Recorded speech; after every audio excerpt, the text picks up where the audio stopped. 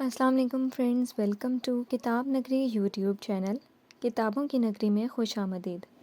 میں ہوں آپ کی ہوسٹ اقرا یاسین، اور آج میں آپ کے لیے لے کر آئی ہوں آپ سب کی فیوریٹ رائٹر حنا اسد کے قلم سے تحریر کردہ خوبصورت novel stay in my arms کی قسط نمبر 27۔ لیکن اس قسط سے پہلے جلدی سے چینل کو کیجیے سبسکرائب، ویڈیو کو کیجیے لائک اور کلک کریں بیل آئکن کو، تاکہ آپ کو ہماری ہر نئی قسط کی نوٹیفیکیشن فوری موصول ہو سکے۔ اب آتے ہیں قسط کی جانب۔ ایس کے وہی روکھا پن دیکھ کر اب انایا کی ہمت ٹوٹنے لگی تھی۔ اس نے بالآخر دل پہ پتھر رکھ کر واپس جانے کا فیصلہ لے لیا۔ اس سے پہلے کہ وہ اسے طلاق دے کر بے عزتی کیے رخصت کرتا، اس نے خود ہی وہاں سے واپس جانے کا فیصلہ کر لیا۔ اسے نہیں پتہ تھا کہ پاکستان واپس جا کر وہ کہاں رہنے والی ہے، مگر اتنا تو جانتی تھی کہ اب وہ مزید یہاں نہیں رکے گی۔ اس کا یہ فیصلہ حتمی تھا۔ ایس کے اسے خاموشی سے اپنا سامان پیک کرتے دیکھ رہا تھا۔ وہ آگے بڑھنا چاہتا تھا، اس کا ہاتھ تھام کر اسے روک لینا چاہتا تھا، بہت کچھ کہنا چاہتا تھا، مگر خود میں ہمت مفقود پا رہا تھا۔ اس کا جھوٹا انا کا خول چٹخ رہا تھا۔ وقت گزرنے کے ساتھ ساتھ اندر سے تو وہ کب کا اسے اپنی زندگی کی حقیقت تسلیم کر چکا تھا، مگر زبان بولنے سے انکاری تھی۔ وہ اتنی جلدی اس کے سامنے ہار نہیں ماننا چاہتا تھا، مگر اس کے جانے کا سوچ کر ہی اس کے ہاتھ پاؤں پھولنے لگے تھے۔ اس قدر بزدل تو وہ ہرگز نہ تھا، مگر پاؤں کسی انجانے خدشے کے تحت بندھ سے گئے تھے۔ ایس کے جیسا بھرپور مرد بھی اس کی محبت کے سامنے گھٹنے ٹیک گیا تھا، ہار گیا تھا اس کی محبت میں۔ خود کو جانے کیسے شعلہ بھڑکا تھا جو تن میں سلگ اٹھا تھا۔ ایس کے نے خود کو کبھی اتنا کمزور محسوس نہیں کیا تھا۔ محبت نے اسے کس موڑ پر لا کر کھڑا کر دیا تھا۔ نہ تو وہ اسے جانے سے روک پا رہا تھا اور نہ ہی جانے دینا چاہتا تھا۔ وہ خالی نظروں سے اسے تیاریاں کرتا دیکھ رہا تھا۔ کبھی وہ روزلی کے ساتھ کچن میں موجود اس کی مدد کروا رہی ہوتی، تو کبھی اس کے ساتھ گھر کے کاموں میں ہاتھ بٹا رہی ہوتی۔ اس وقت بھی وہ لاؤنج میں ٹی وی کے سامنے بیٹھی روزلی کے ساتھ کوئی ٹاک شو دیکھ رہی تھی، ساتھ ساتھ دونوں اس شو پر تبصرہ بھی کر رہی تھیں۔ وہ بھی کمرے سے نکل کر لاؤنج میں موجود خالی صوفے پر بیٹھ گیا۔ شارق، شارق۔ روزلی نے ایس کے کو کھوئے ہوئے دیکھا تو اسے آواز دے کر متوجہ کرنا چاہا۔ ایس کے، اس نے دوبارہ پکارا۔ یس مام، اس نے چونک کر ان کی جانب دیکھتے ہوئے مؤدب انداز میں کہا۔ انایا نے نظروں کا رخ پھیر لیا۔ ادھر آؤ۔ روشنی نے شفقت بھرے انداز میں اسے اپنے پاس بلایا تو وہ جا کر ان کے پاس بیٹھ گیا۔ وہ محبت بھرے انداز میں اس کے بالوں میں انگلیاں چلانے لگی۔ وہاں اکیلے بیٹھا کیا سوچ رہا تھا میرا بیٹا؟ مکمل لگاوٹ سے انہوں نے دریافت کیا۔ کوئی پریشانی ہے کیا؟ ماں کی نگاہ واقعی بہت گہری ہوتی ہے، پل بھر میں اپنے بچے کے بارے میں بھانپ لیتی ہے۔ نہیں، ایس کے نے نفی میں سر ہلایا۔ انایا تم بتاؤ، تم دونوں میں کوئی بات ہوئی ہے کیا؟ جی، اس نے سٹ پٹاتے ہوئے فقط اتنا ہی کہا۔ یہ باس پرس انتہائی اچانک تھی کہ وہ بوکھلا کر رہ گئی تھی۔ ان دونوں کی نگاہیں پل بھر کے لیے ایک دوسرے سے ملی تھیں۔ دونوں نے ایک دوسرے کو بغور دیکھا، پھر انایا نظریں جھکا گئی۔ نہیں ماما، مجھے نہیں پتا، اس نے مدھم لہجے میں کہتے ہوئے اپنی جان چھڑانا چاہی۔ وہ صوفے میں بیٹھی انگلی سے آڑی ترچھی لکیریں کھینچ رہی تھی، انداز میں قدرے اضطرابی کیفیت طاری تھی۔ ایس کے اسے دیکھ کر رہ گیا۔ مام، میں ابھی آتی ہوں۔ وہ وہاں سے اٹھ کر کمرے میں چلی گئی۔ ایس کے کی نظروں نے دور تلک اس کا تعاقب کیا تھا، جب تک وہ نظروں سے اوجھل نہیں ہو گئی تھی۔ شارق میرا بچہ، غلطیاں انسانوں سے ہی ہوتی ہیں، مگر معاف کر دینے والے کا درجہ بہت بلند ہوتا ہے۔ ختم کر دو اس ناراضگی کو، اس گھر کا سونا پن مجھے کاٹ کھانے کو دوڑتا ہے۔ اپنے بیٹے کے دل کی ویرانی کو ہر صورت ختم کرنا چاہتی ہوں۔ اس کے دم سے اس گھر میں رونق آ گئی ہے۔ پازیٹیو انداز سے سوچو، اس کی شدت پسند محبت تھی جو فقط تمہارے لیے تھی، جس نے اسے تمہارے لیے یہ قدم اٹھانے کو مجبور کیا تھا، کیونکہ وہ کسی طور پر تمہیں کھونے کا حوصلہ نہیں رکھتی تھی۔ کیا تمہارے لیے یہ بات خوشکن نہیں کہ اس نے صرف تمہیں پانے کے لیے اتنا بڑا قدم اٹھایا؟ محبت شدت پسندی کا دوسرا نام ہے۔ اس میں کسی کا زور نہیں چلتا، بس ہو جاتی ہے، جیسے مجھے تمہارے پاپا سے ہو گئی تھی، اور ہم نے دنیا کے رسم و رواج کی ہر دیوار پھلانگ دی تھی۔ اس کا قصور صرف اتنا ہے کہ وہ تم سے محبت میں یہ سب کر بیٹھی ہے۔ اسے دنیا کے سرد و گرم سے بچا لو۔ مجھے نہیں پتا کہ تم کیا چاہتے ہو، مگر ایک انسان کی یہی خواہش ہوتی ہے کہ اس کا ایک گھر ہو، اس میں پیار کرنے والی بیوی ہو جو اسے جی جان سے پیار کرے، اپنی وفائیں اس پہ نچھاور کر دے۔ اس نے سب کر دکھایا ہے، اور کیا چاہتے ہو تم؟ اپنے دل سے پوچھو، کیا اس کے چلے جانے کے بعد اس کے بنا رہ پاؤ گے؟ کیسے کرو گے خود کا سامنا؟ اس سے پہلے کہ بہت دیر ہو جائے اسے روک لینا۔ ایک لمحے میں اس کا ساملا سا دلکش سراپا اس کی آنکھوں کے سامنے لہرایا۔ اس کی محبتیں جو وہ ہمہ وقت ظاہر کرتی، اس کی شدتیں جو ہر حال میں وہ اس کے سامنے ڈٹی رہتی، اس کی نوازشیں جو ہر وقت اس کی کڑوی باتوں کو بھلائے اس پر کرتی رہی، خود سے وابستہ اس کی تمام تر خواہشیں، اس کو پانے کے لیے کچھ بھی کر گزرنے کی شدت پسندی، فقط ایک لمحے میں وہ اسے اپنے سنگ باندھ لے گئی۔ آنکھوں کے گوشے نہ جانے کیوں نم ہوئے تھے، اپنا راستہ وہ خود اس سے الگ کرنا چاہتا تھا۔ پھر یہ ملال کس چیز کا تھا جو اسے اپنی گرفت میں لیے دباؤ ڈال رہا تھا؟ کیسا پچھتاوا تھا جو جان جلا رہا تھا؟ شاید فیصلہ دل کے خلاف لیا گیا تھا جو اسے کسی طور پر سکون نہیں مل رہا تھا۔ کیسا پچھتاوا تھا جو جان جلا رہا تھا؟ شاید فیصلہ دل کے خلاف لیا گیا تھا جو اسے کسی طور سکون نہیں مل رہا تھا۔ سارا کمرہ وحشت سے بھرا پڑا تھا، باہر اور اندر ہر جگہ ویرانی کا عالم تھا، ہر منظر دھواں دھواں تھا۔ شاید وہ لا حاصل کے پیچھے بھاگتے بھاگتے تھک گئی تھی اور ہار گئی تھی۔ ایس کے کمرے میں داخل ہوا تو وہ کبرڈ کھول کر نہ جانے کیا کر رہی تھی۔ اس کی مخصوص مہک سے وہ ایس کے کمرے میں موجودگی جان چکی تھی۔ تبھی چہرہ کبرڈ میں مزید چھپایا۔ میں نے اپنی پیکنگ کر لی ہے، تم چیک کر سکتے ہو میرا سامان۔ یہاں سے کچھ بھی نہیں لے کر جا رہی، اور ہاں، تمہارا سارا سامان بھی تمہاری کبرڈ میں ترتیب سے رکھ دیا ہے۔ پاسپورٹ اور باقی کاغذات بھی وہیں ہیں۔ امید ہے کسی بھی چیز کو ڈھونڈنے میں مشکل پیش نہیں آئے گی۔ اس کا لہجہ دھیما اور مدھم تھا۔ ایس کے نے اس کی پشت کو دیکھا۔ اس نے یکلخت اس کے شانے پر اپنا بھاری ہاتھ رکھ کر اس کا رخ اپنی جانب موڑ لیا۔ اسے ایس کے سے اس اقدام کی امید قطعی نہیں تھی۔ اس کی آنکھوں میں تحیر سمٹ آیا۔ اس کی بھیگی آنکھوں میں ایس کے نے دیکھا تو عنایا نے پلکیں جھکا لیں۔ وہ اپنی کیفیت اس پر عیاں نہیں کرنا چاہتی تھی۔ ایس کے بغور اسے تکتا چلا گیا۔ اور تمہیں کہاں ڈھونڈوں گا؟ کتنے مدھم لہجے میں سوال ہوا تھا۔ اس نے حیرت سے نگاہیں اٹھا کر اس کی جانب دیکھا۔ وہ سب تو مل جائے گا، لیکن اگر تم یہاں سے گئی تو تمہیں کہاں ڈھونڈوں گا؟ اس کے سوال پر وہ چونکی۔ کیا؟ وہ ناسمجھی سے اسے دیکھنے لگی۔ ایس کے لبوں پر دھیما سا تبسم ابھرا۔ تمہارا پتہ پوچھ رہا ہوں۔ جملہ بلا شبہ دلربا تھا، مگر وہ ناسمجھی کی کیفیت میں مبتلا تھی فی الوقت۔ جب زندگی میں کوئی جگہ نہیں تو پتہ پوچھ کر کیا کرنا ہے؟ اس نے اس کے مبہم سوال کا ٹھوس جواب دیا۔ لیکن پھر بھی اگر تمہاری ضرورت پڑی تو تمہیں کہاں تلاشوں گا؟ اس نے عنایا کی تھوڑی سے چھو کر اس کا چہرہ اوپر اٹھاتے ہوئے بہت آہستگی سے دریافت کیا۔ عنایا نے اس کی شفاف آنکھوں میں دیکھا، جہاں آج ایک خاص قسم کی چمک تھی۔ جذبات کی حدت کی تپش پھوٹ رہی تھی، مگر وہ اسے اپنا وہم گردانتے ہوئے ہلکا سا مسکراتی۔ میرے جانے کے بعد شاید ماما مجھے مس کریں گی۔ آپ دونوں کے ساتھ میرا جتنا بھی وقت گزرا میرے لیے بہت خاص ہے۔ میری زیست کا حاصل اسے کبھی بھلانا نہیں چاہوں گی۔ بھلانا بھی چاہوں تو بھلا نہیں پاؤں گی۔ انداز قدرے ملول تھا۔ آنکھیں پھر سے بھیگنے لگی۔ اور اگر میں تمہیں یہاں سے جانے نہ دوں تو؟ اس نے عنایا کا ہاتھ اپنے مضبوط ہاتھ کی گرفت میں لیے نہایت ملائمت سے کہا گیا تھا۔ کیا؟ وہ ٹھٹک کر رک گئی۔ ایس کے لبوں پر بہت دل فریب مسکراہٹ پھیلی ہوئی تھی۔ وہ بغور اس کے تاثرات کا جائزہ لے رہا تھا۔ کیا تم رک جاؤ گی؟ یہ کوئی خواہش تھی، درخواست تھی، یا محض مذاق؟ وہ ناسمجھے سے استفہامیہ نظروں سے دیکھنے لگا۔ ایس کے نے بہت آہستہ کارروائی انتہائی اچانک تھی۔ عنایا اپنی جگہ ساکت سی رہ گئی۔ وہ ہمیشہ سے انتہائی سنجیدہ مزاج واقع ہوا تھا، اور اس طرح کی حرکت تو اس نے پہلے کبھی نہیں کی تھی۔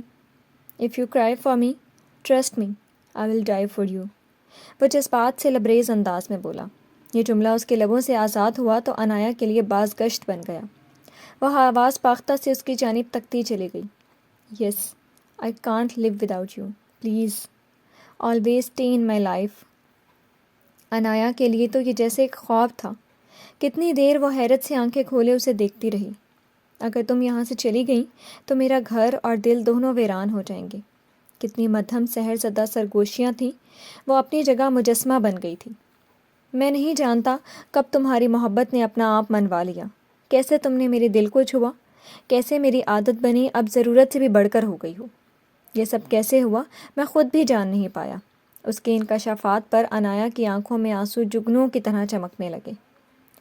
بہت سی چیزیں وقت اور حالات کے تحت بدل جاتی ہیں۔ اگر تم یہاں سے چلی جاتی تو پچھتاوا ساری زندگی میرے قدموں سے لپٹا رہتا۔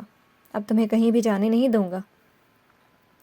وہ ہمیشہ سے اپنے جذبات پر کنٹرول رکھنے والا انسان آج اس کی آنکھوں میں شوریدہ جذبات کا ٹھاٹھے مارتا ہوا سمندر آباد تھا۔ اس نے کبھی سوچا نہیں تھا ایس کے کا ایسا روپ۔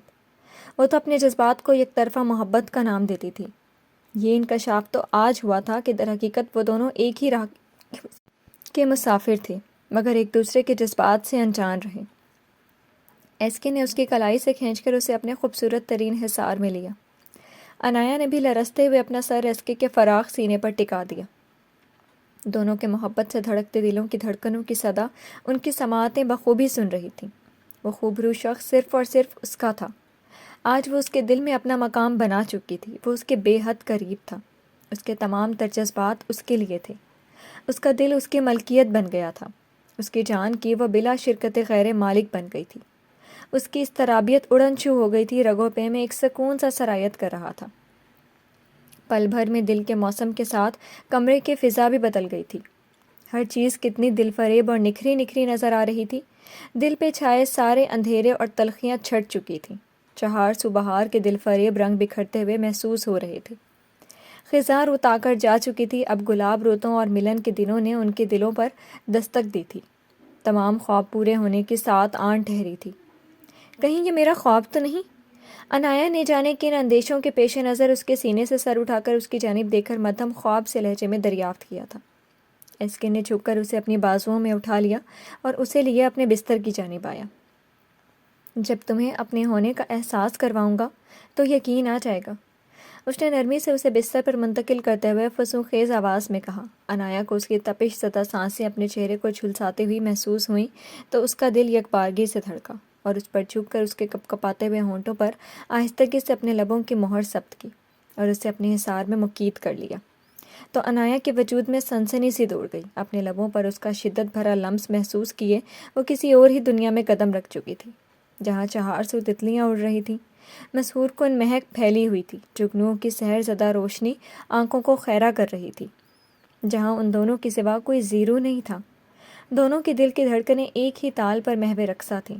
ان کے درمیان ٹھہری وہ وصال کی رات قطرہ قطرہ بہہ رہی تھی اور وہ دونوں اس کے سنگ بہتے ہوئے دنیا و مافیہ سے بیگانہ ہو چکے تھے۔ Welcome to your house. Azmair Khanzada اور بیلا نے ہاسپٹل سے فارغ ہونے کے بعد گھر میں قدم رکھا ہی تھا کہ عامر خانزادہ، سنان، منان اور سمیر کی مشترکہ آواز ان کی سماعتوں سے ٹکرائی۔ انہوں نے گلاب کی پتیاں ان دونوں پر نچھاور کر کے ان کو گھر میں خوش آمدید کہا۔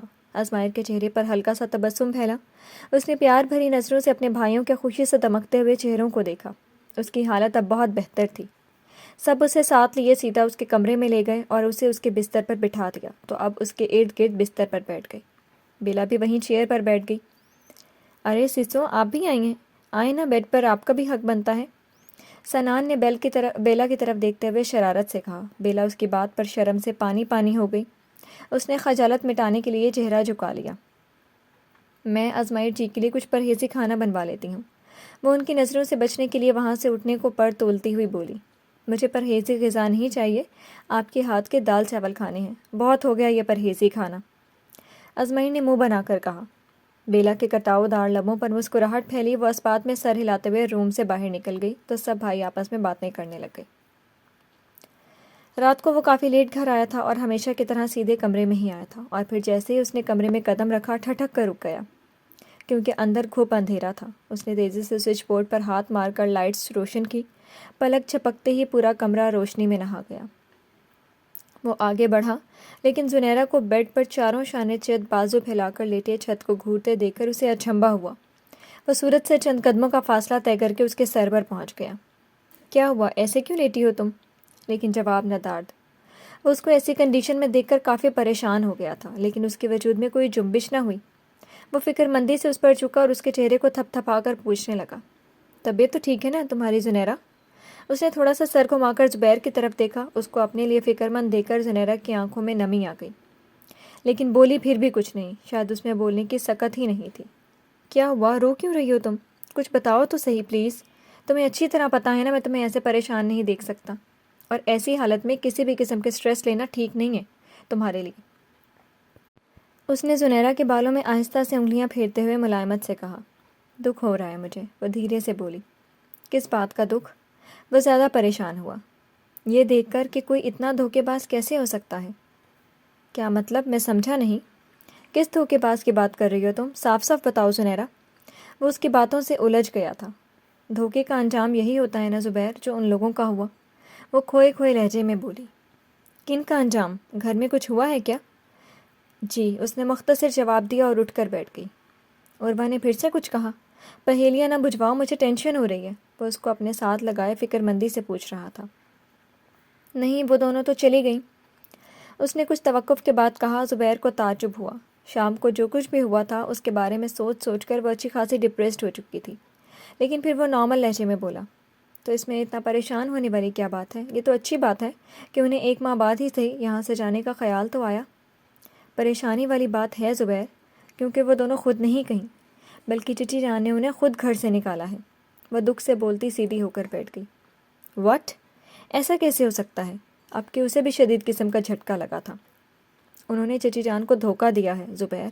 پھر اس نے آہستہ آہستہ ساری بات تفصیل سے اس کو گوش گزار کر دی۔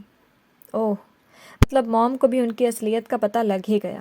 ساری باتیں سننے کے بعد اس نے نارمل لہجے میں بس اتنا ہی کہا۔ اس کو نارمل دیکھ کر زنیرہ کو حیرت ہوئی۔ آپ اتنے نارمل کیسے رہ لیتے ہیں زبیر؟ میں نے آپ کو اتنی بڑی بات بتائی اور آپ کو ذرا سی بھی حیرت نہیں ہوئی؟ کیوں؟ کیونکہ مجھے پہلے ہی پتا تھا کہ وہ دونوں کوئی نہ کوئی گیم ضرور کھیل رہی ہیں، اور یہ بات میں نے تمہیں بھی تو بتائی تھی پہلے۔ دیکھو ویسے ہی ہوا، اسی لیے تو مجھے حیرت نہیں ہوئی۔ میں نے بہت دفعہ موم کو بھی وارن کیا تھا، لیکن ان کی آنکھوں پر تو بہن اور بھانجی کی محبت کی پٹی بندھی ہوئی تھی، انہیں کچھ نظر ہی نہیں آیا۔ ایسے تو پھر ہونا ہی تھا۔ وہ سنجیدگی سے گویا ہوا۔ اوہ، مطلب آپ کا شک صحیح نکلا۔ مجھے میرے آدمی نے ان کی اصلیت کل ہی بتا دی تھی۔ لیکن زبیر، سارا قصور ان کا بھی نہیں، کہیں نہ کہیں تو غلطی آپ لوگوں سے بھی ہوئی ہے۔ انہیں تو بس موقع کی تلاش تھی جو ان کو بڑی آسانی سے مل گیا۔ وہ آہستہ سے گویا ہوئی۔ شاید ایسا ہی ہے کیونکہ موم نے کبھی پاپا پر یقین ہی نہیں کیا تھا۔ ان دونوں کی ساری زندگی لڑائی جھگڑوں اور ایک دوسرے کو نیچے دکھانے میں گزر گئی، جبکہ میری زندگی وہ سب کچھ سنتے اور برداشت کرتے۔ آپ نے ٹھیک کہا تھا، اگر میں چاہتا تو ان دونوں کے درمیان پیدا ہونے والی دوریوں کو ختم کرنے کی کوشش اور دیکھو آج ہم لوگوں کے بیچ ہزاروں میل کے فاصلے ہیں، اور یہ سب ہماری ضدی طبیعت اور انا کی وجہ سے ہوا ہے۔ وہ ملائمت سے بولتا جا رہا تھا۔ زبیر، آپ لوگ سارے اختلافات اور رنجشیں بھلا کر ایک ہو جائیں اور بھول جائیں ان لمحوں کو جنہوں نے آپ کو اذیت دی تھی۔ آپ آگے بڑھ کر اپنے ماما پاپا کو سنبھال لیں۔ انہوں نے اپنی زندگی میں جو بھی کیا اس کا انہیں بھی پچھتاوا ضرور ہوگا ایک دن۔ پلیز ایک بار اپنی ضد چھوڑ کر ان کی طرف قدم بڑھائیں اور دیکھیں کتنی خوشیاں آپ کے منتظر ہیں۔ اس نے زبیر کے ہاتھ کو اپنے ہاتھوں میں لے کر آسانیت سے سمجھایا۔ وہ بھی اس کی حالت سمجھ رہا تھا، کیونکہ شام کو جو بھی ہوا تھا اس کا اثر اس کے دل و دماغ پر ہوا تھا، اور وہ تو پہلے ہی اپنوں سے دور تھی، اس لیے اس کو زیادہ تکلیف ہو رہی تھی۔ سب کچھ ایک پل میں بھول پانا آسان نہیں ہوتا زنیرہ۔ وہ فقط اتنا کہہ کر خاموش ہو گیا تھا۔ اس کے چہرے پر گزرے وقت کی داستان رقم تھی جس کو چاہ کر بھی وہ نہیں بھول سکتا تھا۔ کچھ دیر ایک گہری خاموشی ان دونوں کے درمیان حائل رہی۔ جانتی تو وہ بھی تھی کہ اتنا سب کچھ ایک پل میں بھولنا آسان نہیں تھا، لیکن ناممکن بھی نہیں تھا۔ لیکن زبیر، ناممکن تو کچھ بھی نہیں ہوتا، اس نے پھر سے کہا۔ میں ابھی فریش ہو کر آتا ہوں، پھر نیچے چلتے ہیں، اس نے بات بدل کر کہا اور اٹھ کر کھڑا ہو گیا۔ ویسے سارے ڈرامے کے بعد پاپا کا کیا ری ایکشن تھا؟ وارڈروب کی طرف بڑھتے ہوئے اس نے اچانک رک کر پوچھا۔ مجھے نہیں پتا، آپ خود ہی نیچے جا کر ان سے پوچھ لیجیے گا، اس نے نروٹھے پن سے کہا اور بیڈ پر منہ دوسری طرف پھیر کر بیٹھ گئی۔ ارے اب تمہیں کس بات کا دکھ ستا رہا ہے؟ ان دونوں نے ماما کو دھوکہ دیا ہے اس بات کا، یا انہوں نے ان کو گھر سے نکال دیا اس بات کا؟ اس نے شرارت سے مسکراتے ہوئے پوچھا۔ دونوں باتوں کا۔ وہ دھوکہ دیتی اور نہ ہی چچی جان اتنا سخت قدم اٹھاتی۔ وہ تو ان سے بہت پیار کرتی تھی، وہ بہت دکھی ہوں گی اس وقت، وہ اداس لہجے میں بولی۔ شام سے ہی وہ اپنے کمرے میں بند تھی، جب وہ لوگ گھر سے گئی تھی تب بھی وہ نیچے نہیں گئی تھی۔ اس نے کھڑکی سے ان کو جاتے دیکھا تھا۔ لیکن میرے خیال میں جو بھی ہوا اچھا ہی ہوا۔ شاید اب ماما کو ریئلائز ہو جائے کہ ساری عمر انہوں نے جو کیا وہ غلط تھا، جو انسان کو سنبھالنے کے لیے ذرا سی ٹھوکر ہی کافی ہوتی ہے، وہ ہولے سے بولی۔ زبیر باتھ روم میں گھس گیا، لیکن وہ ویسے ہی بیٹھی رہی۔ چلو اب تم بھی فریش ہو جاؤ، پتہ نہیں کب سے رو رہی ہو، میری ڈول کو اپنی طرح روتلو نہ بنا دینا۔ کچھ دیر بعد وہ فریش ہو کر باہر آیا تو اس کو ایسے ہی گھٹنوں کے گرد بازو پھیلائے بیٹھے دیکھ کر بولا۔ میں روتلو ہوں؟ وہ تنک کر بولی۔ میری مجال جو آپ کی شان میں یہ گستاخی کروں، وہ ڈرنے کے انداز میں شرارت سے بولا۔ پہلے بتائیں آپ لیٹ کیوں آئے؟ پاپا تو کب کے آ چکے ہیں؟ اس نے تیوری چڑھا کر پوچھا۔ آئینے کے سامنے کھڑے ہو کر تولیے سے بال صاف کرتے زبیر کے چہرے پر مسکراہٹ دوڑ گئی۔ ہنس کیوں رہی ہیں آپ؟ اس نے بھویں سکیڑ کر پوچھا۔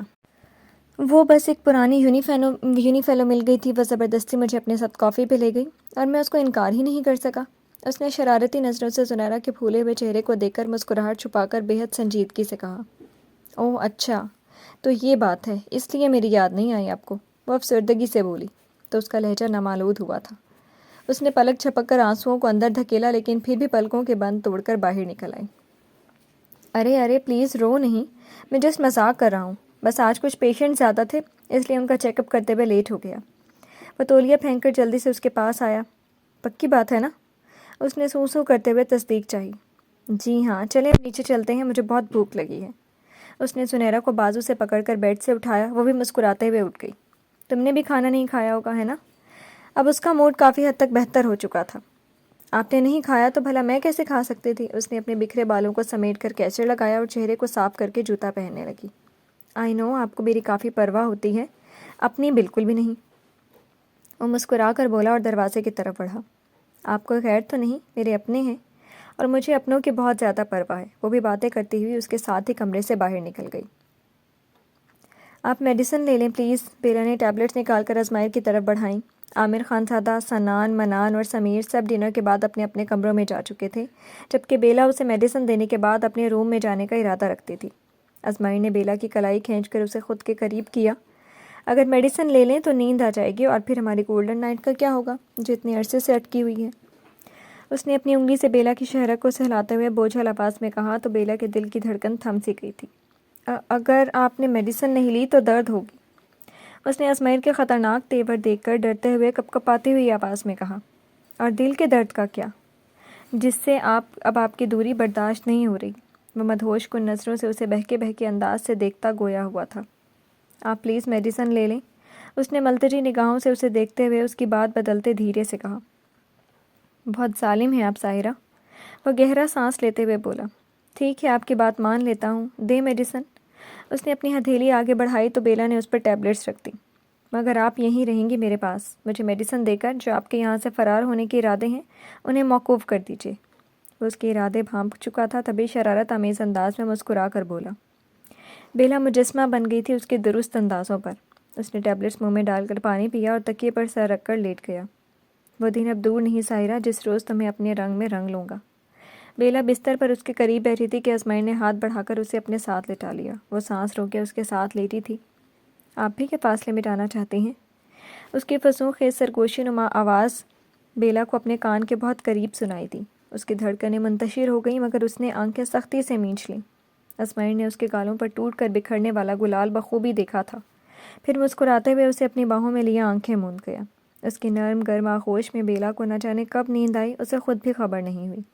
ازمائر بھی نیند کی دوا کے زیر اثر اور بیلا کی دلکش سحر انگیز قربت میں جلد ہی نیند کی وادیوں میں ڈوب گیا تھا۔